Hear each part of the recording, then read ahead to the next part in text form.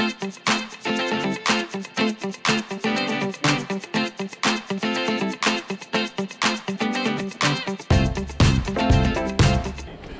hello everyone, this is DearMamaSal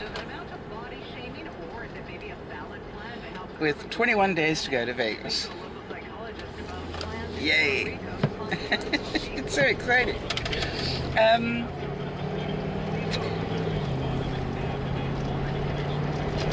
I'm really definitely beginning to get the sort of the buzz about it now. I actually managed to get out some of my summer stuff that I'm going to start washing now systematically. Mind you, I've only got enough stuff for a week, not for a month. You know I'm going to pack for a month because that's what I do. And I know that most of the time I'm going to hopefully be sitting around a pool and not needing to dress up too much. So the other thing I've got to think about is I'm not used to air conditioning. So that's probably going to feel quite chilly to me. So I've got to take clothes with me that I can feel comfortable in, even with air conditioning going on. And I say that because I lived 17 years in Africa, in the African heat, without air conditioning. And the same sort of dry heat. However, to be fair, the houses in Africa are built of brick, and that insulates both ways, both this keeping the sun out and keeping the warm in. So it's going to be a very different feeling. I'm pretty sure that the house we're staying in isn't brick. So we're going to take one step at a time towards this. I'm going to need to get a suitcase ready pretty soon and just start working out what I am going to take. And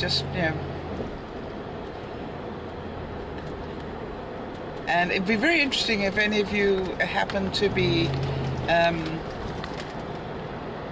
seasoned packers for a week-long trip anywhere, allowing for the fact I'm going to Vegas. What would you recommend as a packing list? Maybe I should do that as a question that you can all help me with. What would your... Now, I don't obviously want to... I'm just thinking it might take up a lot of typing for people, and I don't necessarily want to do that. But, if any of you really are seasoned travelers, I'm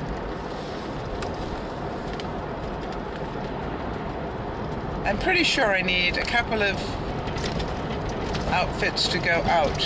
When I say go out, obviously we're going to go down the strip one day, if not two. I know we're going to probably be going on a road trip. Well, we're definitely going on a road trip because we're going to see Aaron. We're going to...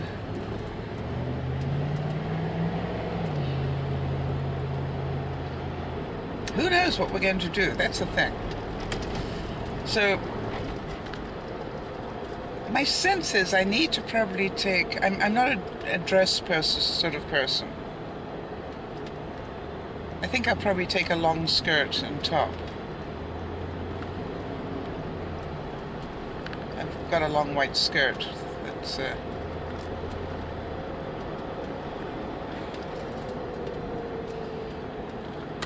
might be useful.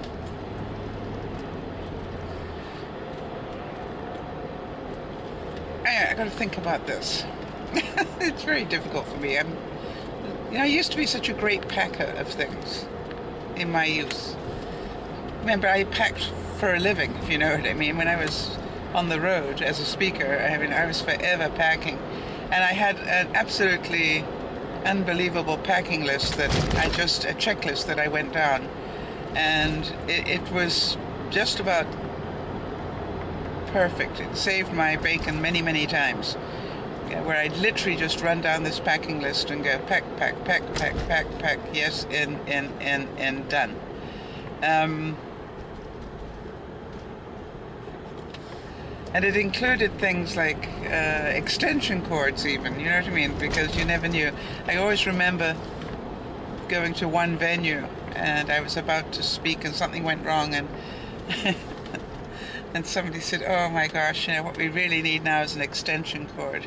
And I opened up my briefcase and went, one like this? They went, wow, who carries an extension cord with them? I do. Heavily marked with my name, I might add.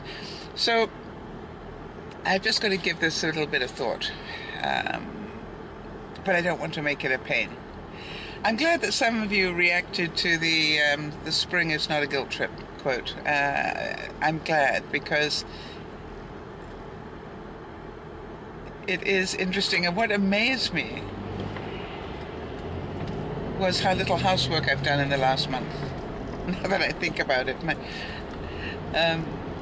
it was really scary. I've been so busy. I haven't really had a chance to do very much in the way of housework, and I wanted to ask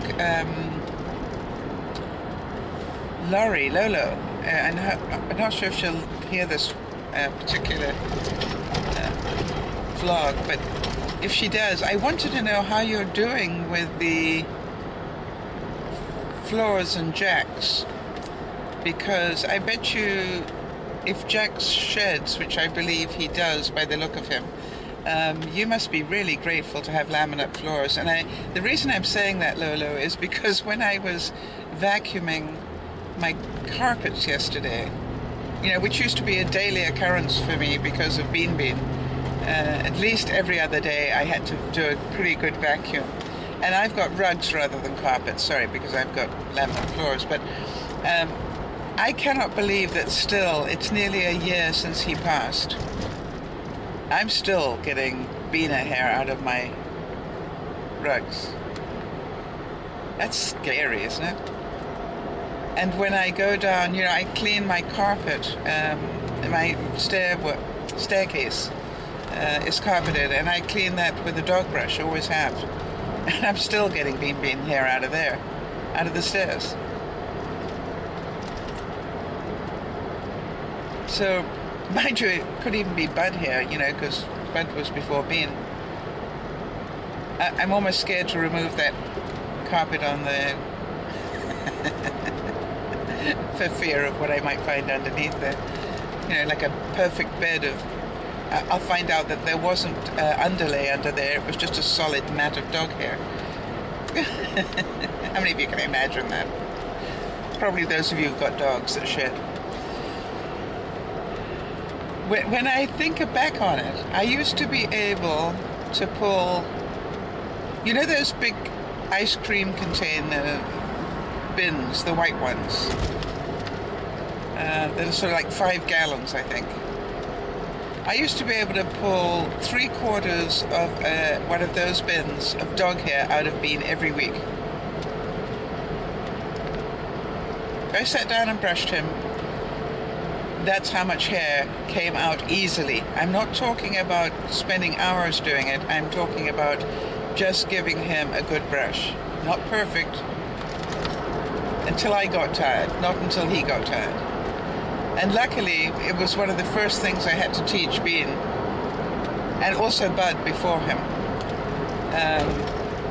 was to enjoy being brushed, because I knew it was something that he was going to have to do a lot of. And so I used to play a lot of massage games and loving games and stuff like that, so that he would always look forward to being brushed rather than resent it.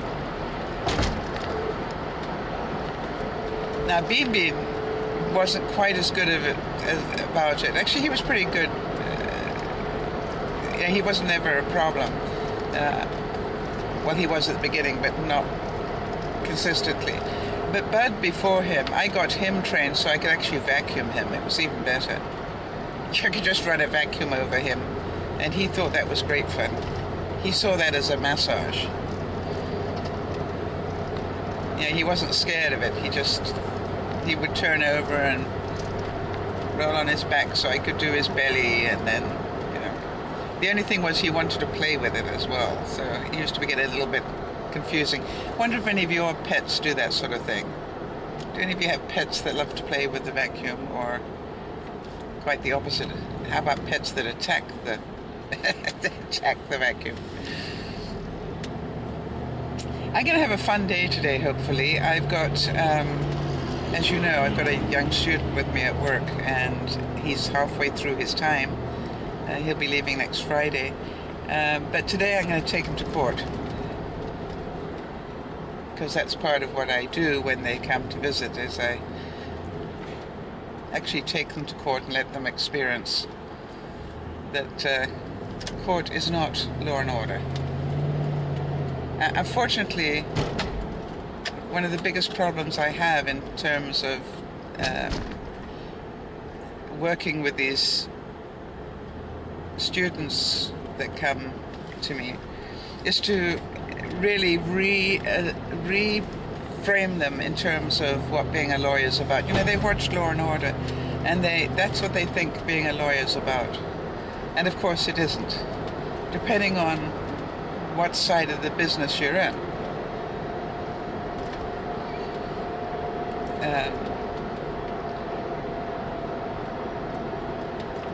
And to try and explain to them that whatever side of the business that you're in, being in law is like taking your finals every day of your life. Because every day of your life, just about, you're going to be asked to make decisions that, you know, could severely impact your career and or somebody else's life. So, you know, it's pretty stressful stuff.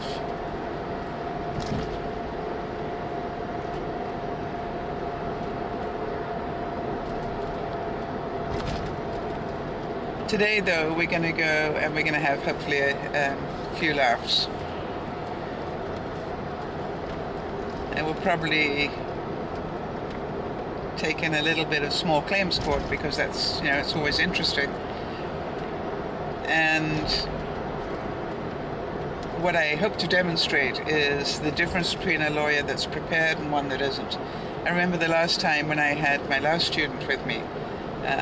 It was amazing. We actually sat in on one court case, and one of the lawyers was really prepared, and the other one was totally ill-prepared. I've got to say that. It was just amazing.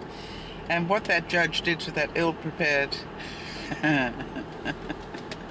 lawyer was really quite a comedy show, if you happen to have a sense of humor. I actually ended up feeling quite sorry for the person, other than the fact that he had no right to take his client's money and be that bad, in my view. And he looked like an idiot. You know, the lawyer would say, "And do you have anything to substantiate that claim?" "No." Hold on a second. You know, and then he'd start ruffling through his papers, and she'd wait for the female judge would wait for about 5 minutes, no, not 5 minutes, 30 seconds, and then go, "Well, obviously you don't. Or if you do, you don't have it in order, and you're wasting the court's time. So then carry on." And so the guy would say the next statement, and she'd say, "And do you have anything to substantiate that?" And he'd say, "Just 1 second, Your Honor." And he'd start shuffling the papers again. And you could tell by the way he was shuffling the papers that he didn't have it. I mean, even as an observer of it, you could tell that he didn't have it. He was just pretending to have it. Well, I can tell you that after a couple of those, the judge lost patience with this lawyer. And I'm thinking, gosh, and he's charging his client for this, to be totally unprepared for court.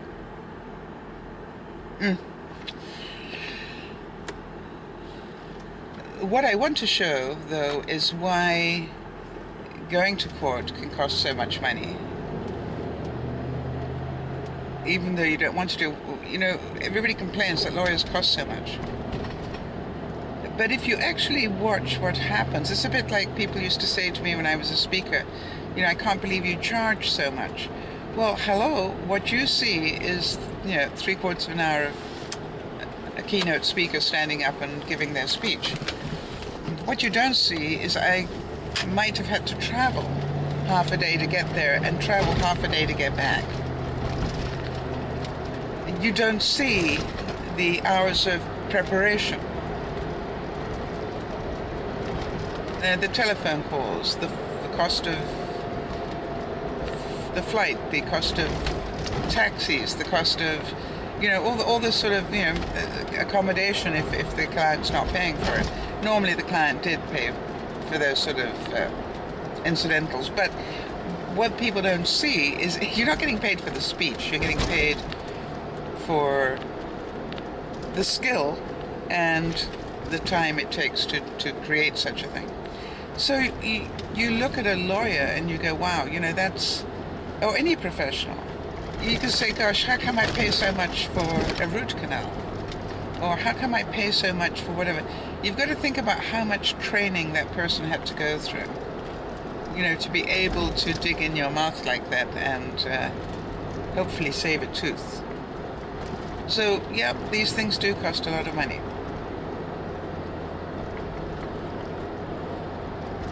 And until such time as you're capable of doing it yourself, I guess we have to pay the price. Now, I do believe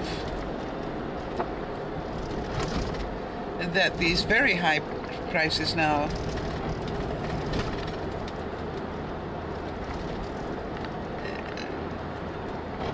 are making it impossible for some people to get the help that they need in certain professional areas.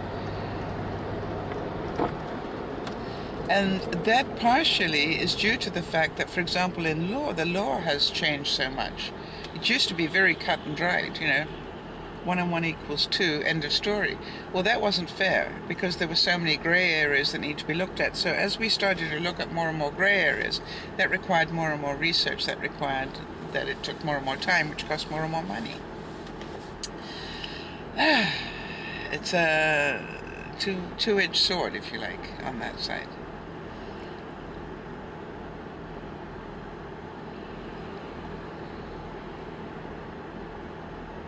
So I think it's going to be a fun day of, hopefully we'll also catch a little bit of criminal, or family, one or the other, and give him a little bit of experience of the real life, what it's like.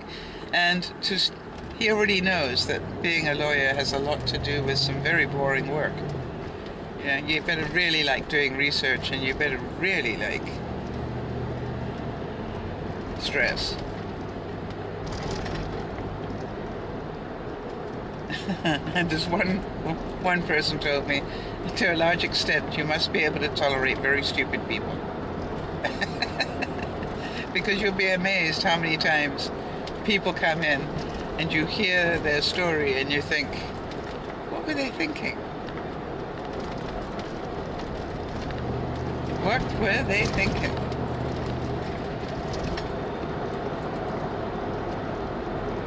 Or how about, did they really think I was going to believe that story? I mean, it was, sometimes you just have to chuckle, because that's about all you can do.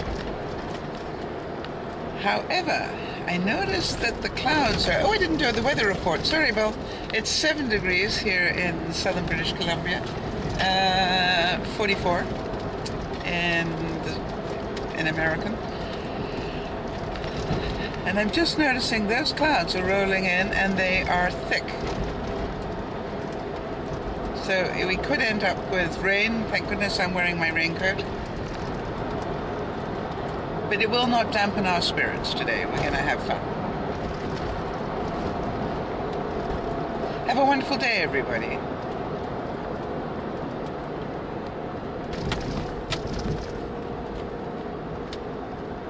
I really want to quickly, before I go, though, now that I've just realized, I wanted to congratulate Kerry on getting her driver's license. But in doing that, she ended up hitting a little bit of bureaucracy, a little bit of red tape that was just one step too many. And it was amazing because in doing that, she fell back into the old trap of being a victim of bureaucracy and getting very, very angry. And luckily, she got hold of herself and realized it is what it is. either make plan B or just accept it and get on with what has to happen. And I was so proud of her 2 times. One, for getting the driver's license, but secondly, for refusing to let it rain on her parade, that the bureaucracy of it, she wasn't going to let it ruin her day. She was just going to put it in a box and say, okay, fine, this is plan B if I have to do this, or otherwise this is what I'm going to do. And I'm so proud of myself. And what I wrote and said to her was, you have just found and proven that you now know how to live a happy life. Because when you can take something that's that frustrating, and I got triggered on it by talking about some people really do some stupid things, that where the bureaucracy just is so stupid in some places, if you can just go, it is what it is, you know, and I've got to deal with it or not, my choice. If I don't deal with it, what will happen? If I do deal with it, what will happen?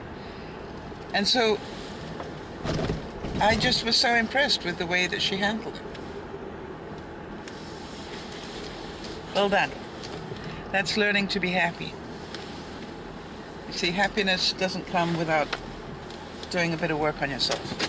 This is Dear Mama Sal saying, thanks for listening. Bye-bye for now.